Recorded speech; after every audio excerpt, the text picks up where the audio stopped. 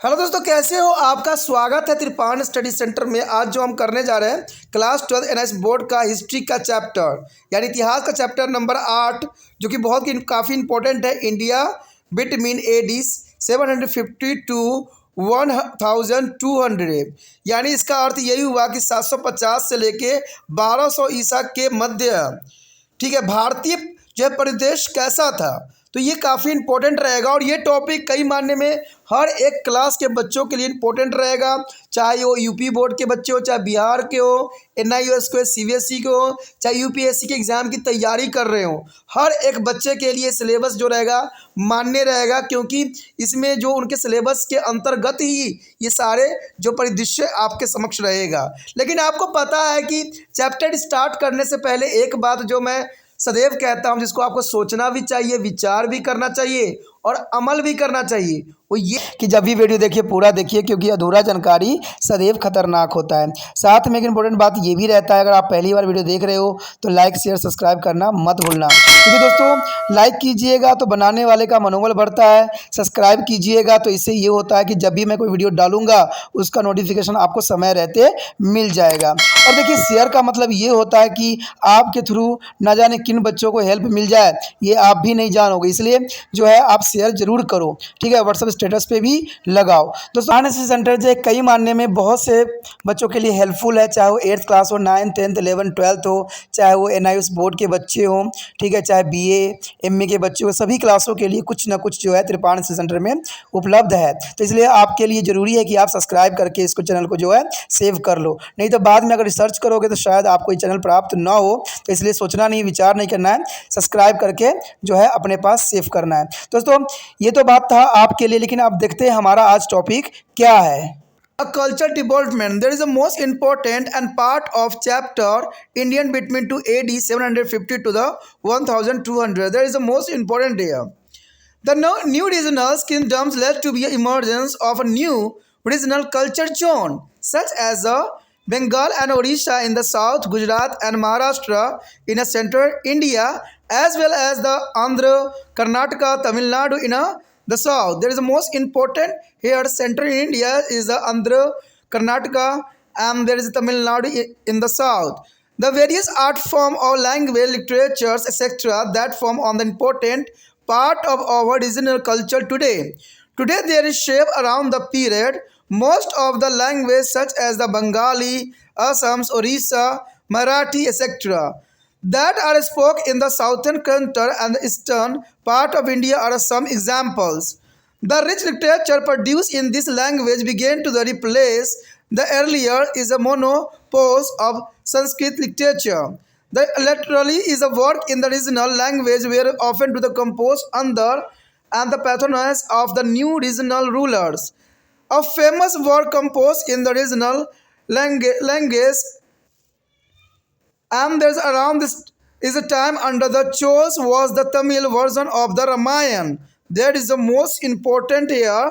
A Chol was a Tamil version of Ramayana composed by the Kamban. There is the most here composed by the Ramayana is the Kamban, and similarly the Karnataka is a Pamba, is who is regarded as one of the jewels of a famous work composed in the original language around this time under the Chol was a Tamil version of the Ramayana. There is the most important, the Chol was the Tamil version of Ramayana composed by the Kamban. And the similarly the Karnataka Pampa, who is regarded as one of the jewelers, is a Kannada literature composed of here of Bikram Arjun Vijay. Bikram Arjun Vijay is the most important, composed by the Kannada language in the literatures of here is the most important here. And there is a important for the UPSC examination. And now is a popular in the Pamba Bharat, in the Kannada. In the Andhra region is a Naniya is a translated some portion of the Mahabharata in Telugu. It was later completely by the poet Tikna. Tikna in the 13th century. There is a most important point here. A Chol was a Tamil version of Ramayana composed by the Kamban. And there is a Pampa who is regarded as one of Kannada literature composed by the here of Bikram Arjun Vijay. That is the most important.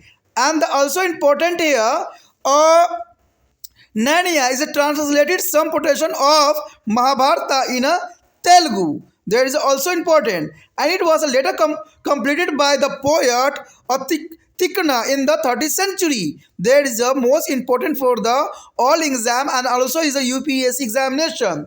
However, the Sanskrit still retained a position of the importance among their elite of the language of the learning.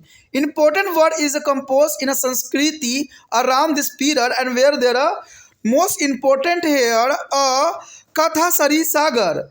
Katha Sarit Sagar. There is a most important a collection of the story. There is a most important and also important here Raj Tarangani is a vivid is account of the king of Kashmir composed by the Khalan and the Geet Govind is a piece of devotion of literature. There is a most important wording here arrived the Katha Sarita Sagar, a collection of story in a composed by Sanskriti language. And Rastarini is a vivid account of King of Kashmir composed by the Kalahan. And the Geet Govind is a piece or division of literature. There is a most important here. And the composed on the themes of the love between the Radha and Krishna. There is a most important here Radha Krishna love by the Jadev in the Bengal under to the Pal king. There is a most important here Radha Krishna is the love themes of represented by the is Jayadeva in a Bengal under to Pal king. Another activity that received a royal as patronage was that a temple building. There is the most important temple buildings. The temple serve as a representatives of the mind and the gallery of kings who has them to the build. The laughter of the temple, the greater was the mind reflected, and the indeed there was a defined as a correlation.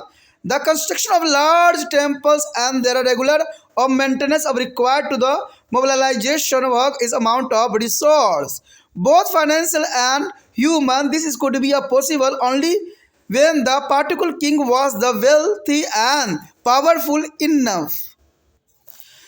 The three types of temple architectures which is involved during to the period are known as the Nagara, Dravida and the Vesara. There is the most important Naga, Dravid and Vesara as a mixed style during this period. The characteristics of feature of a Nagar style of temple was the is a lofty tower and a spirit called to the Shikhara. Shikhara is the most important here. And temple built in this style where is spread over to the large part of the northern India, particularly in the central India, Gujarat, Rajasthan and Odisha. However, even within the general Nagara styles, and there is a distinctive original characteristics. Some outstanding example of the style are the is a is Garaza, is a temple of the Bhubaneswar. There is a most important link is Garaz, temple of the Bhubaneswar, the sun temple of Konark and the Kandharia is a Mahadeva temple and the built by the Chandela kings of the Khajuraho and the rest their style of the architectures is found in South India or it is a reach their height of it is the girly under the rule of there is a Chol king. Some of the important characteristics of this style is the Garbhagira and the Vinaham and the Mandapa is the as go Purams and there is the Garbharigara is was the inner scantum that is a house it there a chief that where home their temple is dedicated there are Vinams and there is a various stories built adopt there is a Garbhagira and the mandapa was a hall with the neuros as a curved pillar placed between to the Garbhagira and the Gopurams were to the lofty gate along their high wall that enclosed the entire temple complex. An important example of this style is a Brihadiswara temple. Brihadiswara temple is built of the Chol king Rajaraja at the Tanjore. Rajaraja is at Tanjore. The Vesra is a temple represented a mixed style and this were mostly built under to the pathanox of the Chalukya. Chalukya is and they found at the Pathadakal and near Badmi, Karnataka. There was also great improvement in the art of the making sculpture in this period. An important contribution of the Chol artists in this respect was the version image of Nataraj. This image represents of Shiva in the comics dance and the unmatched in there is a theme of a balance. There is a most important here comics dance with there is a unmatched in their themes of and balance. Here show the Nataraja of a statue. Let's see the Nataraja as here diagrams. Here show the most important statue here of Nataraja.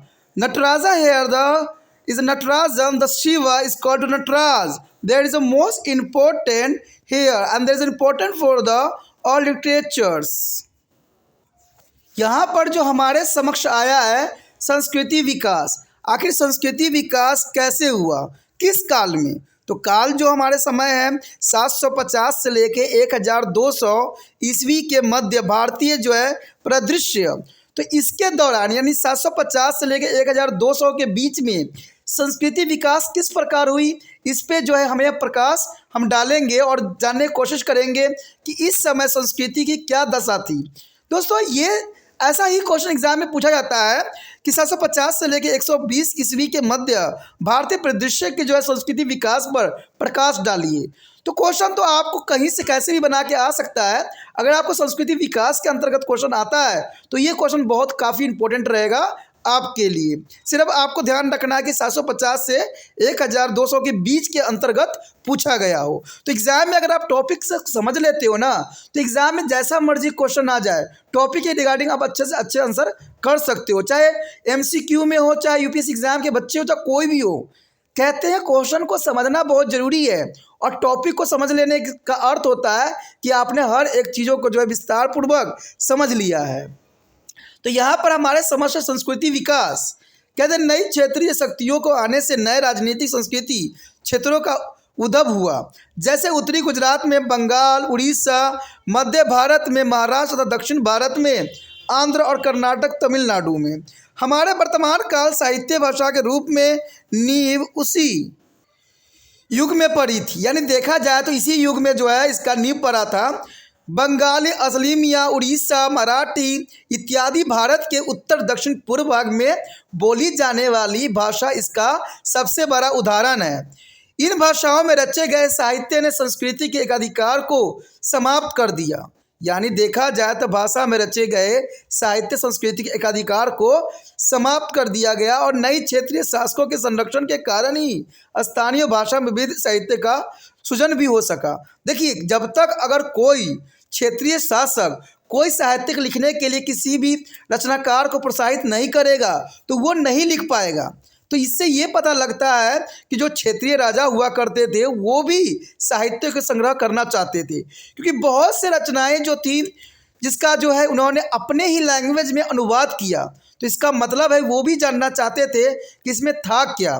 तो इसका जो है सबसे बड़ा example यही हमारे समक्ष आता है कि इस काल के सर्वाधिक प्रमुख क्षेत्रीय भाषा की रचनाएं चोल शासकों के शासनकाल में कदम द्वारा रचित तमिल रामायण रही। यानी कदम जो है द्वारा रचित गई रामायण कौन सी थी? तमिल लैंग्वेज में लिखी गई रामायण रही। और इसी प्रकार कर्नाटक क्षेत्र में पंपा, जिसे कन्नड़ साहित्य के महत्वपूर्ण रत्नों में से एक माना जाता है, ने पंपा भारत के नाम से प्रसिद्ध विक्रम अर्जुन विजय की रचना की, जो कि काफ़ी इम्पोर्टेंट था। ये काफ़ी इम्पोर्टेंट भी रहता है और ये रचनाकार का नाम भी आपसे पूछा जा सकता है अगर कोई भी आप जो हो कंपटीशन के एग्ज़ाम दे रहे हो। और बच्चों आज से ही आपको स्टार्ट हो जाएगा कंपटीशन की स्टार्टिंग, क्योंकि आपको पता है कि जो क्लास में आप पढ़ रहे हो ना वो बहुत काफ़ी महत्वपूर्ण है और यहाँ से ही MCQ बनता है बड़े बड़े एग्ज़ाम में। तो अभी कहता हूँ ना कि ध्यान से पढ़ो, समझ के पढ़ो और अच्छा से करने की कोशिश करो। इसी प्रकार अंध क्षेत्र में नैनियाल ने महाभारत के कुछ अंशों का अनुवाद तेलुगु में किया था। किसने किया था? पहले नैनियाल ने किया था। महाभारत कुछ अंशों का तेलुगु में अनुवाद किया, जिसे कवि तिक्ना ने जो है 13वीं शताब्दी में से पूर्ण करके दिखा दिया। तो ये काफ़ी इम्पोर्टेंट था इस जगह पर कि उस समय के राजा भी जो है बड़े बड़े लेखों को संग्रहित करना चाहते थे अपने ही लैंग्वेज में, और अपने जनमानस को जो है सही रास्ता दिखाने के लिए अग्रसर हो रहे थे। क्योंकि आपको पता है रामायण जो है एक आदर्शमय जो है ग्रंथ है, आदर्शमय जो है विचारधारा है, जिसमें राम की जो है मर्यादा पुरुषोत्तम के रूप में दर्शाया गया है। यद्यपि संस्कृति की महत्व विद्वानों ने ज्ञान की भाषा के रूप में बनी रही। संस्कृति में लिखी गई इस काल की प्रमुख रचना थी कथा संग्रह, यानी कथा संग्रह जिसे हम कहते हैं कथा सरिता सागर।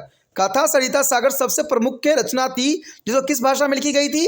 संस्कृति भाषा में लिखी गई थी। कश्मीर के विभिन्न शासकों का विवरण प्रस्तुत करने वाला कलहन द्वारा रचित राजतरंगिणी, जो कि बहुत काफ़ी इंपॉर्टेंट था। देखिए राजतरंगिणी की हर एक एग्जाम में क्वेश्चन में जरूर आता है। कभी राजतरंगिणी रचयिता कौन थे? तो कलहन थे। राजतरंगिणी में किस क्षेत्र के बारे में वर्णन है? तो कश्मीर के बारे में है। कश्मीर का हमें जानकारी किससे मिलती है? तो राजतरंगिणी से मिलती है। कश्मीर के बारे में किस लेखक ने लिखा था? कलहन ने। तो देखिए कितना क्वेश्चन बन जाता है। तो ये ऐसे ही क्वेश्चन एग्जाम में आता है, आपको भी पता है। तो आपको पता है ना कि इससे अधिक आपको कहीं मिल ही नहीं सकता।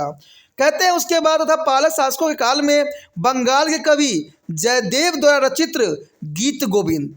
गीत गोविंद का रचयिता कौन है? जयदेव। जयदेव ने किस रचना की रचना की थी? गीत गोविंद का। तो ये काफ़ी इंपॉर्टेंट रहता है। राज संरक्षण प्राप्त करने वाले अन्य जो है गतिविधियां थी मंदिर निर्माण, यानी राज्य संरक्षण के लिए सबसे इंपॉर्टेंट बात थी मंदिर का निर्माण करना।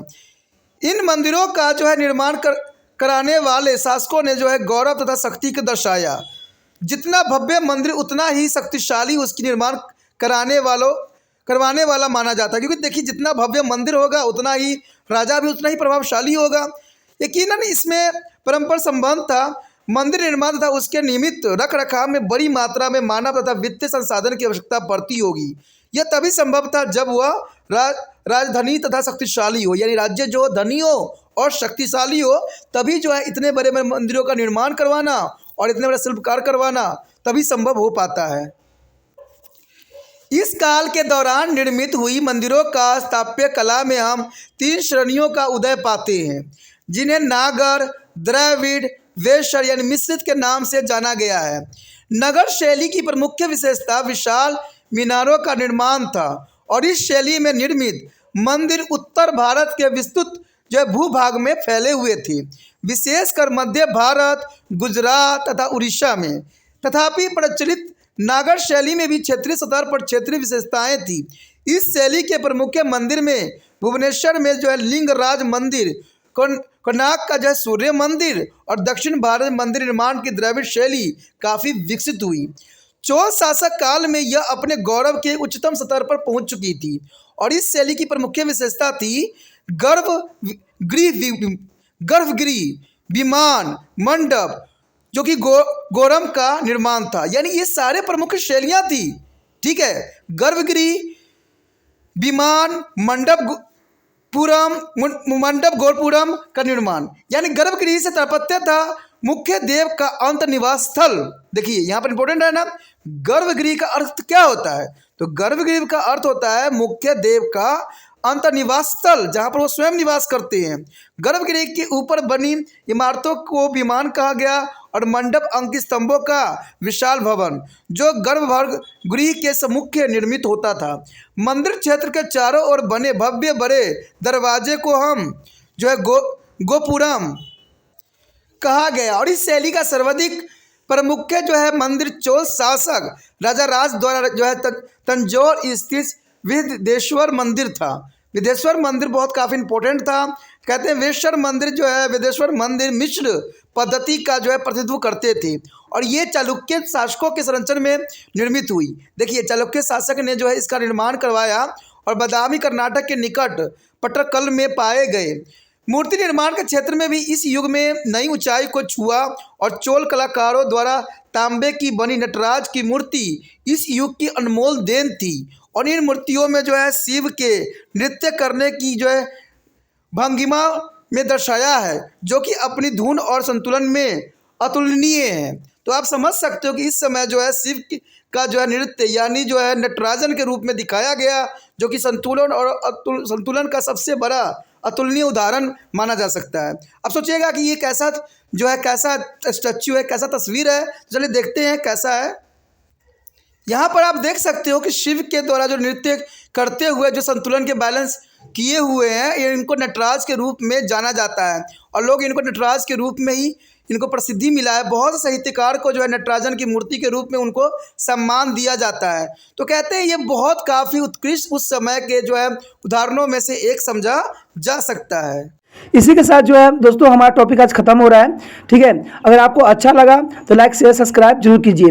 अगर पहली बार अगर आप वीडियो देख रहे हो, पहली बार मेरे चैनल पे आए हो, तो सब्सक्राइब करना आपका फ़र्ज़ बन जाता है। सब्सक्राइब करने से ये होगा कि जो भी मैं आप क्लास के रिगार्डिंग कोई भी वीडियो डालूंगा उसका नोटिफिकेशन जो है समय समय पर आपको प्राप्त होता रहेगा। अगर सब्सक्राइब नहीं कीजिएगा, अगर आप दोबारा से तिरपान सेंटर पर आने की कोशिश कीजिएगा तो वहाँ पर आप तिरपान लिखिएगा तो जो है वो तिरपस कर देगा। ठीक है, जो आप गूगल पर सर्च करेंगे वो तिरपस कर देगा, जिससे वजह से आप जो है मेरे वीडियो का जो है फ़ायदा नहीं उठा पाओगे। तो सोचिए मत, विचार मत कीजिए, सब्सक्राइब कीजिए। आप सोचते हो ये होगा कि मेरे जो एग्ज़ाम खत्म हो जाने के मेरा क्या ज़रूरत है तिरपान श्री सेंटर से। ठीक है, तो इसलिए सब्सक्राइब नहीं करने का सोचिएगा। लेकिन दोस्तों ऐसा नहीं है, तिरपान श्री सेंटर जो है बहुत हेल्पफुल है। क्योंकि ये जो है आपके 8th class 9th 10th 11th 12th जो आर्ट्स के सब्जेक्ट को कवर करता ही है, प्लस जो है ये NIC बोर्ड के जो है 10th +2 को भी कवर करता है। साथ में BA जो है फर्स्ट ईयर से लेकर 6 सेमेस्टर तक बच्चों के लिए ये अग्रसर रहेगा आर्ट्स सब्जेक्ट में। तो सोचिए नहीं, विचार नहीं कीजिए, काफ़ी जो है तिरपान स्टडी सेंटर का फ़ायदा ही फ़ायदा है। ठीक है, अगर आप मुझे प्रोत्साहित करोगे तो आपके लिए मैं तरह तरह के वीडियो बनाऊँगा जो आपको फ़ायदा पहुँचाएगा। एग्ज़ाम के तौर पर मैं आपको जो है पेपर भी आपको सोल्यूशन करके दिखाऊंगा जो आपके लिए फ़ायदेमंद रहेगा। अगर नहीं सब्सक्राइब कीजिएगा, मेरा मनोबल घटेगा, तो हो सकता है कि आपको फिर दोबारा मैं ना वीडियो बनाऊं और आपको फ़ायदा ना पहुंचाऊं। तो अभी भी नहीं सोचिए, मेरा जितना आप फैलाइएगा, जितने दूसरे बच्चों के साथ शेयर कीजिएगा, उतना जो है मैं आपके लिए कार्य करने में अग्रसर रहूँगा। ठीक है दोस्तों, इसे सोचिए मत, विचार मत कीजिए, अभी सब्सक्राइब कीजिए और अपने व्हाट्सएप स्टेटस पर लगाइए और दूसरे बच्चों के साथ भी शेयर कीजिए। ठीक है दोस्तों, अपना ध्यान रखना। बाय।